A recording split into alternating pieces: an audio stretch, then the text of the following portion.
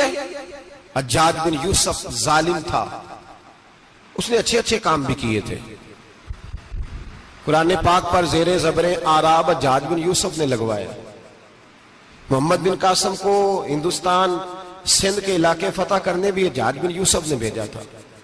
ساری خوبیاں اپنی جگہ پر، ظالم بہت بڑا تھا۔ کسی آدمی نے اس کے سامنے کونے کی طرف منہ کر کے ساتھ والے سے بات کر لی تو کہنے لگا میرے خلاف کیا، اس کو لے جاؤ، 2 ٹکڑے کر کے واپس لے آؤ۔ توتی بولتا ہے نا، اقتدار جب کسی کے ہاتھ اقتدار ہوتا ہے نا، وہ چاہے ایک گھر کا کیوں نہ ہو، وہ 10 بندے فیکٹری میں کام کرتے اور جو ان کا مالک ہوتا ہے وہ کہتا میں مالک ہوں، مجھے مانو۔ جب تو صاحب اقتدار ہوتا ہے نا، جب تو سسر بن کے بیٹھتا ہے اور کسی غریب گھر کی بہو آتی ہے 2-4 تو کہتا میرا اقتدار ہونا چاہیے۔ جب میں کھانسنے لگوں تو ہر آدمی کے ہاتھ میں ٹشو پیپر ہونا چاہیے۔ جب میں بولنے لگوں تو بندھے ہوئے ہاتھوں سے ہر آدمی جی جی کرتا ہوا کھڑا ہونا چاہیے۔ جس آدمی کا، اور یہ کام بہو بھی کرتی ہے کئی دفعہ، وہ بھی کہتی ہے کہ تمہیں پتہ نہیں میں کتنا لمبا چوڑا جہیز لے کے آئی ہوں، جب میں سونے کے لیے اپنے بیڈ روم میں جاؤں تو خبردار بوڑھے بابے کو اجازت نہیں کہ وہ کھانسے۔ اماں کو چاہیے کہ اگر اس کو بڑی سخت پیاس بھی لگی ہے تو میرے سوتے سوتے باورچی خانے میں برتن نہ کھٹکھٹائے۔ جو جہاں بھی جس اسٹیج پہ بھی بیٹھتا ہے وہ کہتا ہے کوئی نہیں مجھے پوچھنے والا، میں مطلق العنان ہوں۔ جوان بوڑھوں کا مذاق اڑاتے ہیں، سمجھتے ہیں شاید کبھی بوڑھے نہیں ہونا، مذاق اڑاتے ہیں۔ تندرست لوگ بیماروں کا مذاق اڑاتے ہیں، شاید کبھی بیمار نہیں ہونا۔ حجاج بن یوسف ظالم تھا، ظلم کرتا تھا، زیادتی کرتا تھا۔ حضرت سعید بن جبیر ایک تابعی بزرگ تھے، اتنے بڑے بزرگ تھے کہ ساری رات نماز پڑھتے تھے، سارا سال روزہ رکھتے تھے۔ ایک دن انہوں نے منبر پہ بیٹھ کے کہا کہ حجاج ظلم سے باز آ جائے ورنہ اللہ کی لاٹھی بڑی بے آواز ہے۔ اللہ کی لاٹھی، اس کا کیا مطلب ہوتا ہے؟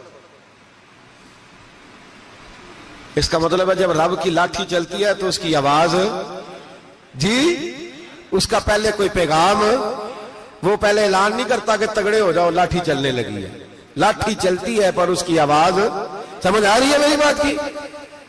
جمعۃ الوداع کے لیے تشریف لانے والے احباب خاص غور فرمائیے گا۔ حجاج بن یوسف کو پتا چلا کہ حضرت سعید بن جبیر نے میرے خلاف بات کی، بلا لیا، کہنے لگا تو نے میرے خلاف بات کی ہے؟ فرمانے لگے کی ہے۔ کہنے لگا تجھے پتا ہے میں قتل کر دوں گا؟ آپ فرمانے لگے نہ تو زندگی کا مالک ہے نہ موت کا مالک ہے، تو کیسے قتل کر؟ کہنے لگا تجھے پتا ہے میرا؟ فرمایا میں نے تجھے نہیں، میں نے تو کئی شداد، کئی حماد، کئی قارون، کئی فرعون، کئی نمرود دیکھے، کئیوں کی داستانیں سنی، تو کون ہے؟ تو تو چھوٹا سا ہے۔ ایک جملہ ہے ملا جلال الدین رومی کا، بڑے درویش تھے، ایک بات کہہ گئے، کہنے لگے نمرود جتنے پیسے نہیں، فرعون جتنی حکومت نہیں، قارون جتنی دولت نہیں، ورنہ فرمانے لگے میرے زمانے میں بھی کئی لوگوں کا خدا بننے کو دل کرتا ہے، کئی لوگوں کا دل کرتا ہے، لیکن نمرود جتنے پیسے، فرعون جتنی طاقت اور قارون جتنی دولت نہیں، ورنہ ہو سکتا ہے لوگ دعویٰ کر جائیں معاذ اللہ ثم معاذ اللہ۔ یہ آج سے کئی 100 سال پہلے وہ کہہ رہے ہیں، آج تو حالات بڑے ابتر ہیں، اس کی نسبت خطرناک۔ فرمانے لگے حضرت سعید بن جبیر تو زندگی موت کا مالک نہیں۔ کہنے لگا پکڑو، قتل کرو اسے، لے جاؤ۔ جب پکڑ کر کھینچ کر لے جا رہے تھے نا تو حضرت سعید بن جبیر مسکرانے لگے۔ اب ظالم کے سامنے مسکرائے تو اس کو بڑا غصہ آیا، یہ میرا مذاق اڑاتا ہے؟ بلا لیا، ادھر آؤ، کیوں مسکرا رہے ہو، کیا ہوا؟ تو حضرت سعید بن جبیر کہنے لگے میں مسکرا رہا ہوں تیری بیوقوفی پر اور اپنے اللہ کی دی ہوئی ڈھیل پر۔ میں مسکرا رہا ہوں کہ یا اللہ کیا بات ہے، کیا تیرا شان ہے، کیسے لوگوں کو ڈھیل دی ہوئی ہے۔ میں مسکرا رہا ہوں تیری بیوقوفی پر کہ تو سمجھتا ہے شاید مجھے پوچھنے والا کوئی نہیں۔ کہنے لگا اس کو باہر نہ لے جاؤ، میرے سامنے قتل کرو۔ ٹھیک ہے جی، قتل کرنے لگے تو حضرت سعید بن جبیر نے منہ کعبے کی جانب کر لیا، انی وجہت وجہی للذی فطر السماوات والارض حنیفا وما انا من المشرکین۔ جب آپ نے یہ آیتیں پڑھی نا کہ میں نے منہ کر لیا ہے اپنے رب کی جانب، کرو مجھے قتل، کہنے لگا نہیں نہیں، اس کا منہ پھیرو، کعبے کی طرف ہو کے قتل نہ ہو، ہے ظالم پر پاگل ہو گیا ہے۔ حضرت سعید بن جبیر کے حوصلے نے شکست دے دی، ناکام ہو گیا، مخبوط الحواس ہو، کہنے لگا اس کا منہ پھیر دو۔ جب کعبے سے پھیرا تو آپ فرمانے لگے للہ المشرق والمغرب فإنما تولى فثم وجه اللہ۔ اللہ فرماتا ہے تو مشرق اور مغرب سارا ہی اللہ کا ہے، جدھر بھی منہ کرو گے ادھر اللہ ہی اللہ ہے، جدھر بھی منہ کرو گے ادھر اللہ ہی اللہ ہے چاروں جانب۔ پھیر دے جدھر منہ پھیرنا ہے تو نے، پھیر دیا منہ۔ حضرت سعید بن جبیر کے گلے پہ خنجر رکھا تو آپ نے ہاتھ اٹھائے، کہنے لگے اے اللہ میرے بعد اسے کسی اور پر مسلط نہ کرنا، میرے بعد کسی اور پر مسلط نہ، بس میں آخری ہوں۔ جب آپ ذبح ہوئے تو اتنا خون نکلا کہ لوگ کہتے ہیں جتنا اونٹ کے وجود سے نکلتا ہے، تر ہو گیا سارا اس کا دربار۔ ایک سمجھدار آدمی کو بلا کے کہنے لگا اتنا خون میں نے بڑے بندے قتل کرائے ہیں پر اتنا خون نہیں نکلا۔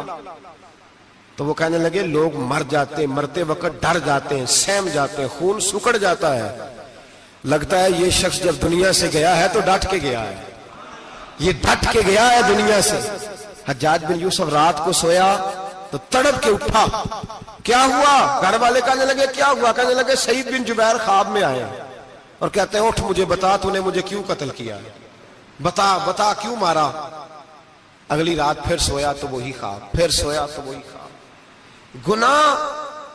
گناہ نفسیاتی مریض بنا دیتا ہے، ظلم تجھے مخبوط الحواس کر دیتا ہے۔ جب تو زیادتی کرتا ہے تو اللہ فرماتے ہیں کہ تو اللہ کو بھولتا ہے، اللہ تجھے اپنا آپ بھلا دیتا ہے، پھر تو بھول جاتا ہے، پھر تو سیدھے رستے پہ چلتا ہے پر بھٹک جاتا ہے، پھر تو صحیح رستوں کا تعین کر کے بھی گمراہ ہوتا ہے، پھر تو روز وہی گاڑی چلاتا ہے پر اب جب تو بریک لگاتا ہے تو نہیں لگتی۔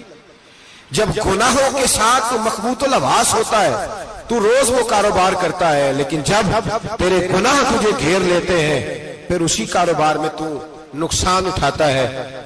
حجاج بن یوسف تڑپتا ہے، روتا ہے، یہاں تک کہ بیمار ہو گیا، پیٹ میں درد ہوتی ہے، پتہ نہیں کیا ہوا، تکلیف ہوتی ہے، پتہ نہیں، سارے حکیم، طبیب، ڈاکٹر کوئی نہ سمجھ سکا کہ بیماری کیا ہے۔ جو بیماریاں خدائی ہوتی ہیں ان کا لوگوں کو پتا، جو آزمائشیں رب کی جانب سے ہوتی ہیں وہ ڈاکٹروں کے ہتھے نہیں چڑھتی، جو تکلیفیں اللہ دیتا ہے ان کا حکیم طبیب علاج نہیں کر پاتے، مشکل، اور شفا اسی وقت ہوتی ہے جب اللہ دینا چاہے، اور جب رب ہی دینا نہ چاہے تو بڑے بڑے ڈاکٹر کہتے ہیں کہ ہمارے بس کی بات نہیں رہی۔ بغداد سے حکیم آئے، پیٹ دیکھا، کہنے لگے نہ تیرے معدے میں کوئی دقت ہے، نہ تیرے جگر میں، نہ کسی اور جگہ، ماجرا کیا ہے؟ ایک آخری علاج ہے، آخری، وہ کیا؟ گوشت کا چھوٹا سا ٹکڑا دھاگے کے ساتھ باندھ کے منہ میں ڈالا اور پھر ایک باریک سا تنکا لے کے اس کو اندر ڈالنے لگے گلے میں۔ وہ گوشت کا ٹکڑا جب حلق کے اندر اتر گیا، اس حکیم نے واپس کھینچا تو کیسے ایسی بدبو آئی جیسی کبھی سونگی نہ تھی۔ جانور، کیڑے مکوڑے لگے ہوئے باہر نکلے، اور جب دیکھا تو جتنے محل میں لوگ بیٹھے تھے چلاتے ہوئے نکل گئے کہ یہ کیا مصیبتیں ہیں۔ حکیم بھی اٹھ کے دوڑنے لگا، کہا تجھے کیا ہوا؟ کہنے لگے حجاج تیری بیماری زمینی نہیں، تیری مصیبت زمینی نہیں۔ کہا میری مرض تک تم کیوں نہیں پہنچ پا رہے؟ تو کہنے لگے لگتا ہے تو بد دعا کا مریض ہے، لگتا ہے تو ظلم کا مریض ہے، تو جبر کا مریض ہے۔ تڑپتا رہا، سسکتا رہا۔ ایک وقت وہ بھی آیا کہ گھر والوں نے کمرے میں بند کر کے تالا لگا دیا، دیوار سے ٹکرے مارتا۔ او بھائی، جو گناہوں کے بیمار ہوتے ہیں انہیں شفا نہیں ہوتی، جو ظلم، جبر، بربریت کے بیمار ہوتے ہیں انہیں سکون قلبی میسر نہیں آتا۔ دوائیاں ان بیماریوں کی بنی ہوئی ہیں جو بیماریاں زمینی ہیں، جو بیماریاں خوراک کی بد پرہیزی سے ہوتی ہیں، جو گناہوں کی بد پرہیزی سے ہوتی ہیں، ان کی بیماریاں، ان کی شفا توبہ ہے، ان کی شفا رجوع اللہ ہے، ان کی توبہ اللہ سے معافی مانگنے سے شفا ہوتی ہے۔ حجاج جب مرنے لگا تو بلایا، یہ رنگ بھی ذرا ملاحظہ کیجئے گا، دو چار قریبیوں کو بلایا، پتہ ہوتا ہے نا اپنے کرتوتوں کا آدمی کو، پتہ سارا ہے سردار نوکیتی ہے، پتہ ہوتا ہے سارا۔ بلا کے کہنے لگا جب میں مر جاؤں تو مجھے رات کو دفن کرنا۔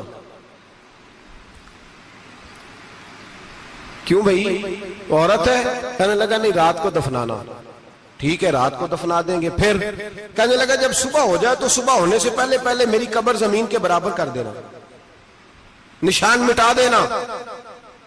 کا وجہ تو کلمہ پڑھتا ہے اور حضور کا حکم ہے کہ قبر کم از کم ایک بالش ایک گٹ اونچی ہونی چاہیے زمین سے کم از کم, تو تیری قبر مٹا دے. وجہ پتہ ہوتا ہے اپنے ظلموں کا. کہنے لگا مجھے پتا ہے لوگ میرے مرنے کے بعد میری قبر بھی نہیں چھوڑیں گے. دنیا میں تو میرے جبر کی وجہ سے کوئی آ نہ سکا, لیکن میری قبر بھی لوگ جنازوں میں باتیں شروع کر دیتے. جنازوں میں نے ایسی بھی داستانیں سنی ہے کہ کوئی مرا تو لوگ جوتوں کا ہار قبر پہ ڈال آئے. نہیں بھائی تو جب زندہ تھا تو تیرے جبر ظلم کی وجہ سے نہیں کو بول سکا.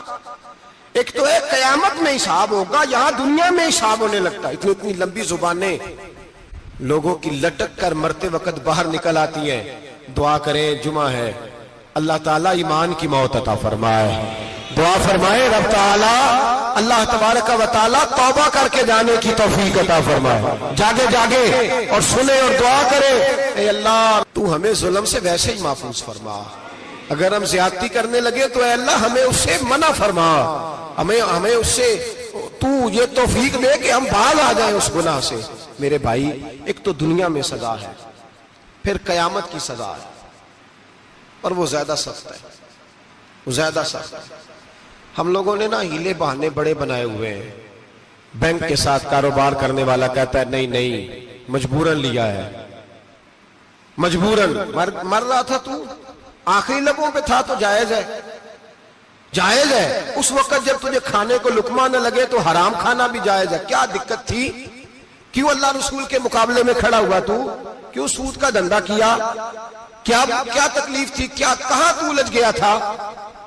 ہم جان بوجھ کے اپنے لیے جہنم کٹھی کرتے ہیں, پھر کہتے ہیں سکون نہیں زندگی میں. کہاں سکون آئے گا؟ کیسے آئے گا؟ ہم نے خود آگ لگائی ہے چمن میں اپنے. جو قیامت کی سزا ہے میرے نبی پاک علیہ السلام نے فرمایا رب تمہیں سامنے کھڑا کرے گا. اور کس طرح کھڑا کرے گا؟ فرمایا لوگوں کے وجود سے کپڑے اتر جائیں گے, زمین اس طرح دہکے گی جس طرح تانبا زمین پہ رکھا جائے اور آگ جلائی جائے. تانبا دیکھا آپ لوگوں نے؟ یہ بھی گرمی گزری ہے نا, تو فرش پر جب سورج پڑتا تھا تو ننگے پاؤں چلا نہیں جاتا تھا. صحیح کہہ رہا ہوں؟ ننگے پاؤں, بچے کا پیر زمین پہ لگتا تو چیخ اٹھتے ہیں, کہتے ہیں وہ جل گیا پیر. حالانکہ یہ فرش دنیا کے. اور اگر تانبے کے اندر خاصیت ہے کہ اگر کوئی دھات جلدی اور زیادہ گرم ہوتی ہے تو وہ تانبا ہے. میرے نبی نے مثال دی تو اس کی دی جو سخت تھا. فرمایا تانبے کی طرح زمین تپائی جائے گی اور پھر ننگے پاؤں رب تمہیں کھڑا کرے گا. آج سورج کی پشت تمہاری جانب ہے, قیامت میں منہ تمہاری جانب ہوگا. نیزہ آپ نے دیکھا ہوگا, نیزہ ہوتا تھا. فرمایا یہ جو تم نیزے دیکھتے ہو صرف 1.25 نیزے کے برابر سورج قریب آ جائے گا, اور پھر اللہ تمہیں سامنے کھڑا کر کے تم سے سوال جواب کرے گا. اور حضور نے کہہ دیا ہے تو اب کسی نعت خواں کے کہنے سے بات بدل سکتی, کسی پیر کے کہنے سے جملہ بدل سکتا, کسی خطیب کے کہنے سے فکر نہ کرنا وہ سامنے جنت پڑی ہے, اب بات بدل سکتی. خدا کی رحمت پر بھروسہ رکھنا ضروری ہے, نبی پاک کی شفاعت کی امید رکھنا. بولیے. لیکن جو حضور نے بیان کیا ہے اس کو ماننا بھی یہ بھی ضروری ہے. میرے نبی پاک نے فرمایا اللہ تم سے حساب لے گا اور اللہ پوچھے گا, تم نے جواب دینا ہے. حضور کس کس شے کا؟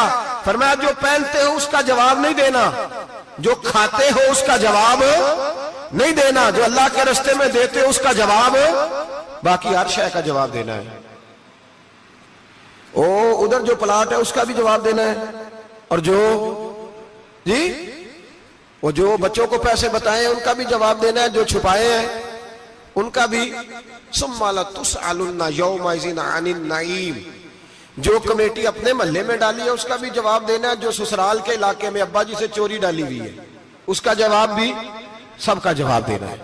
تمام حساب کتاب. اور اللہ فرماتے ہیں میں سامنے کھڑا کر کے ہر سوال کا تجھے ہر سوال کا جواب.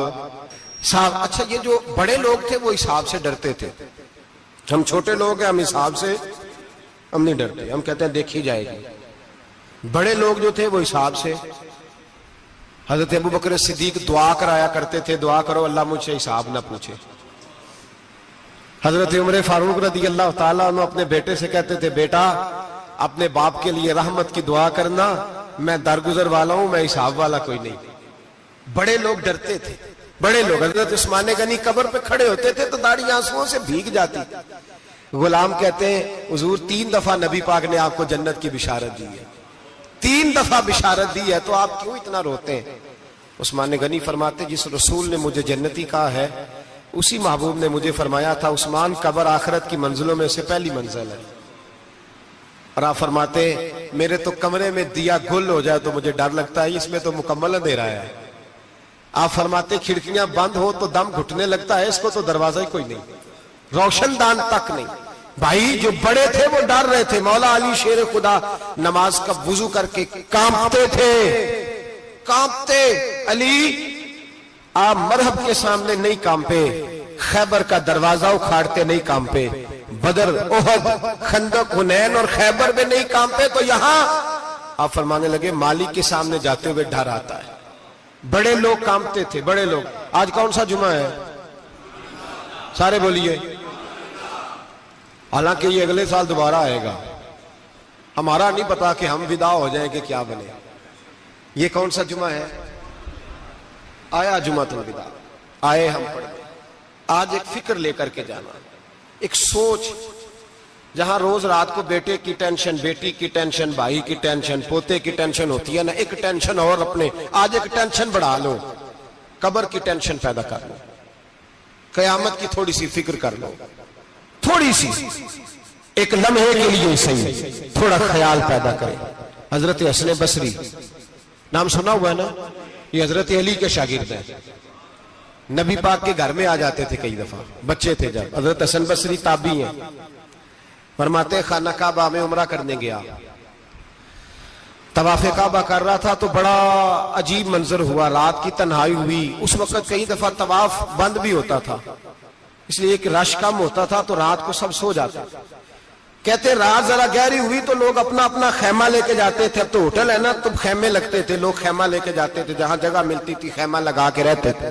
فرماتے میں رات کو سویا خیمے میں, ایک دردناک آواز آئی, میٹھی ہے, دھیمی ہے, پر درد بڑا ہے. کوئی رونے والا رو کے کہتا ہے اللہ حساب قیامت میں مجھ سے نہ لینا, اے اللہ تنہائی میں جتنا مرضی حساب لینا پر لوگوں کے سامنے نہ لینا. اور پھر کہتا ہے اللہ فضل تو تب کرے جب تو میرا حساب پوچھے ہی نہ. پھر چند منٹ گزرے تو پھر وہ رونے لگا. میرے کانوں میں آواز آئی, کہنے لگا اے اللہ حساب تو ان کا لیا جاتا ہے جو حساب کے قابل ہوتے ہیں. اعلیٰ حضرت کہتے ہیں نا رضا سے تو کیا حساب لے گا, رضا بھی کسی حساب میں ہے. اے اللہ میں قابل نہیں, مجھ سے حساب نہ لینا. کہتے تھوڑی دیر گزری تو پھر وہ رونے لگا, پھر ذرا سانس سنبھلے تو پھر کہنے لگا اے اللہ میں تو لوگوں کو کوئی بندہ حساب پوچھ لے تو نہیں دے سکتا, میں تجھے کیسے حساب دوں گا. پھر تڑپنے لگا. کہتے تھوڑی دیر گزری تو پھر ایک لفظ انہوں نے کہے, رونے والے نے, کہنے لگے اللہ دیکھ تیرے محبوب کا فرمان ہے جو معافی مانگے تو اسے معاف کر دیا کرتا ہے. اے اللہ میں معافی مانگنے آیا ہوں اور مسجد نہیں آیا, میں کعبۃ اللہ ہی آ گیا ہوں. کہتے ہیں وہ اتنا روئے کہ چیخ آئی ان کی, اور جب دھڑام سے کوئی زمین پہ گرا تو میں پریشان ہوا کہ اب تو بے ہوش ہو گیا. فرماتے ہیں میں زور سے اٹھا فٹافٹ اور اس شخص کی طرف بڑھا. میرے دل میں خیال ہے کوئی گناہگار ہے بیچارہ, تو چلو میں بھی دعا کرتا ہوں, اس کو کہتا ہوں بیٹے فکر نہ کر, اللہ تیری مدد کرے گا. فرماتے میں گیا اس نیت کے ساتھ کہ میں کہوں گا چلو اٹھو تم بھی دعا کرو, میں بھی کرتا ہوں, اللہ ہم سے حساب نہ پوچھے. کہتے میں گیا تو وہ شخصیت بے ہوش پڑی تھی, کالے سیاہ بال ان کے چہرے پہ بکھرے ہوئے تھے. کہتے لوگو جب میں نے زلفیں ہٹائیں چہرے سے تو میرا وجود کانپنے لگا آسمان ٹوٹ پڑے گا, زمین پھٹ جائے گی, ستارے بکھر جائیں گے, آج بہ جائیں گے سمندر. فرماتے میری چیخیں نکل گئی, یہ کوئی گناہگار تو نہیں, یہ تو حضرت فاطمہ کے پوتے امام زین العابدین ہے, یہ تو امام حسین کا وہ بیٹا ہے جو کربلا میں تنہا بچے تھے. فرماتے میں امام کا چہرہ دیکھا تو بھاگ کے آیا, اور میں نے اپنی داڑھی ان کے پیروں کے ساتھ مس کی اور میں نے کہا حضور اٹھیے. امام اٹھے تو میں نے کہا شہزادے تیرے تو اشارے سے اللہ کئی گناہگاروں کو بخشے گا, تیری تو دعا سے اللہ بخشے گا, یہ کیا کر رہے ہو؟ تو امام زین العابدین کہنے لگے حسن بصری ادھر آ یار, ادھر آؤ بزرگو, میرے دادا کے پاس رہنے والے ہو. میں نے نا آج ہی سنا ہے کہ اس کا عذاب بڑا سخت ہے, آؤ میرے لیے دعا کرو, اللہ پاک مجھ سے حساب نہ پوچھے. کہا حضور نہ کریں.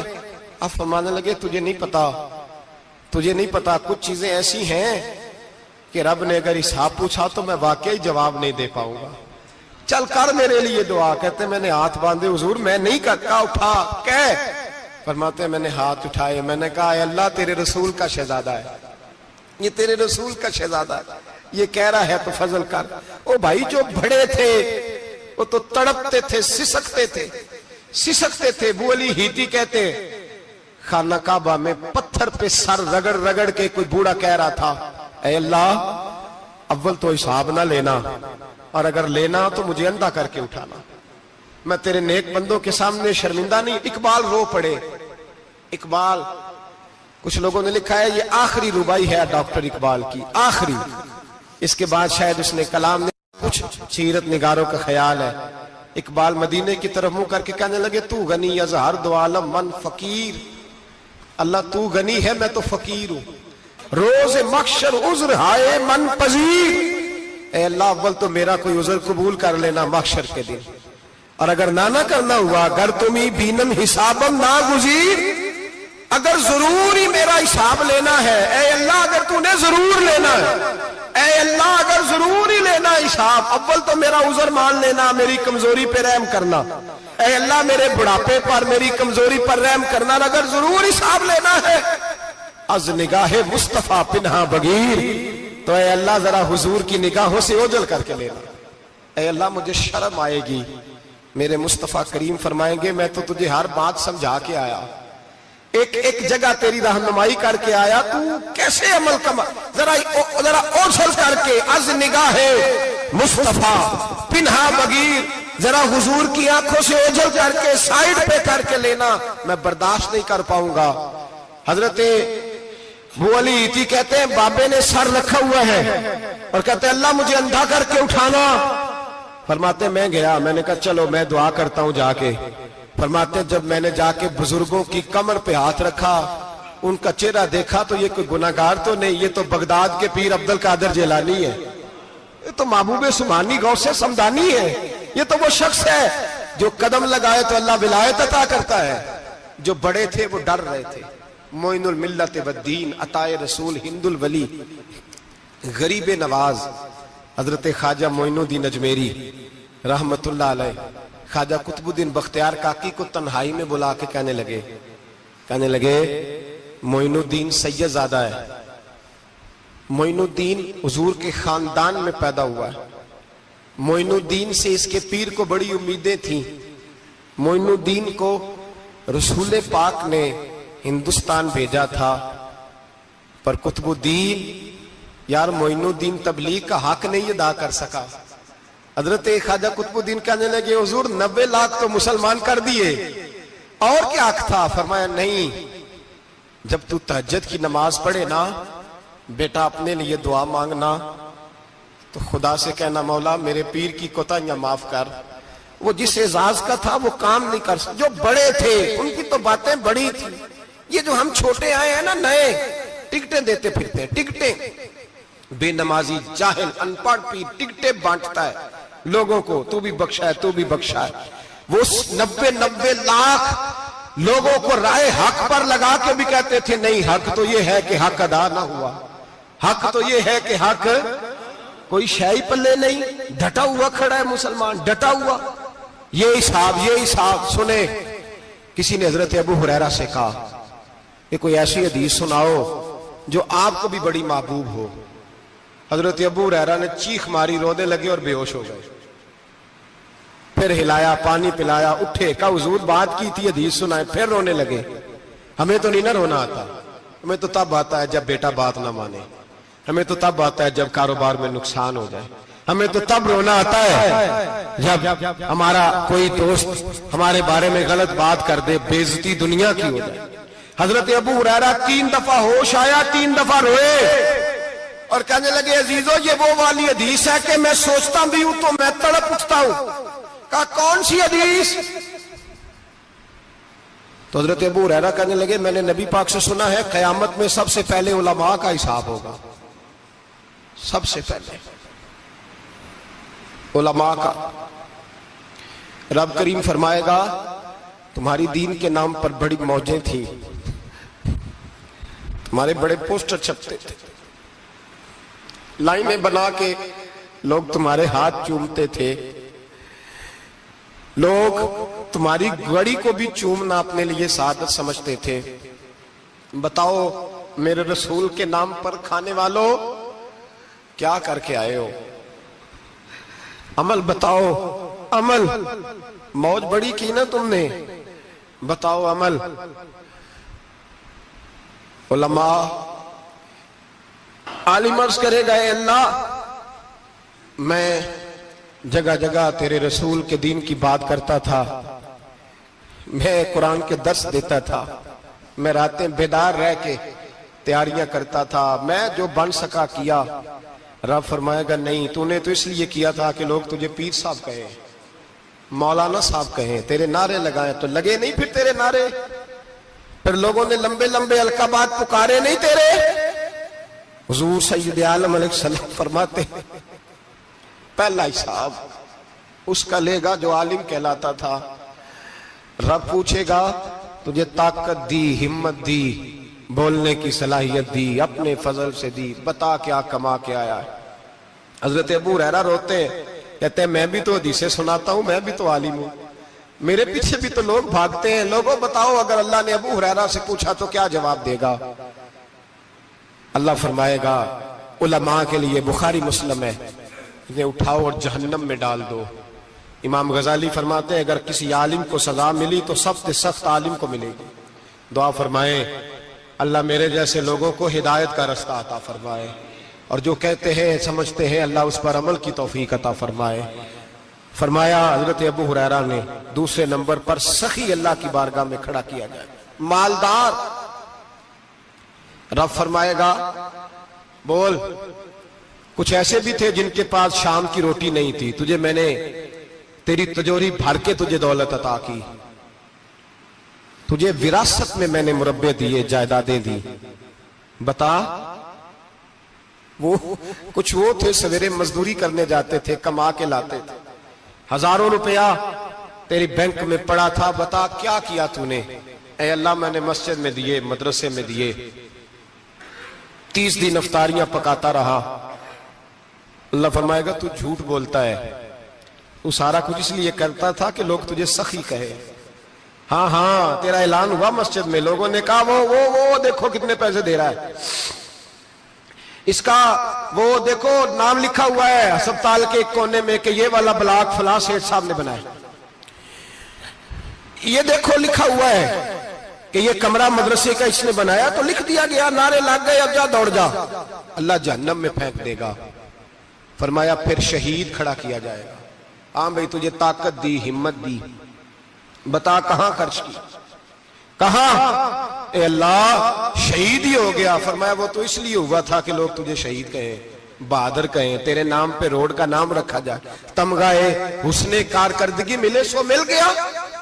میرے لیے بتا کیا کر کے آیا ہے، میرے لیے، اسے اٹھاؤ اور جہنم میں پھینک دو۔ بھائیو عذاب کڑا ہے، عذاب سخت ہے، حساب سخت ہے، اور جو حساب لینے والا ہے اس کو، میں نا تراویح ہو رہی تھی تو قاری صاحب نے ایک سورہ یاسین شروع کی، وَامْتَازُوا الْيَوْمَ أَيُّهَا الْمُجْرِمُونَ۔ اللہ فرماتا ہے قیامت میں کہوں گا مجرم جو ہے نا وہ صفوں سے باہر آ جائے، صفوں سے باہر آ جائے۔ ایک ہمارے فزکس کے ٹیچر ہوتے تھے تو بڑی سخت چھڑی مارتے تھے، تو جب وہ قد بھی بڑا تھا، جلال بھی بڑا تھا، اور اصول بڑے اچھے انسان تھے لیکن سخت تھے، تو مجھے یاد آتا تھا کہ جب وہ سویرے آ کے کہتے جس نے کام نہیں لکھا وہ باہر نکل آئے. دو قسم کی چوٹ لگتی تھی. ایک تو خیال یہ آتا تھا کہ شرمندگی بڑی ہوگی کہ سارے اسٹوڈنٹ بیٹھے ہیں اور 2 3 4 ان کو کہا وہاں مرغے بن جاؤ. بڑی شرم آتی تھی. اور پھر جب وہ مارتے تھے تو اتنا سخت مارتے تھے کہ کئی دن تکلیف رہتی تھی, بتایا نہیں جاتا تھا. وہ اسٹوڈنٹ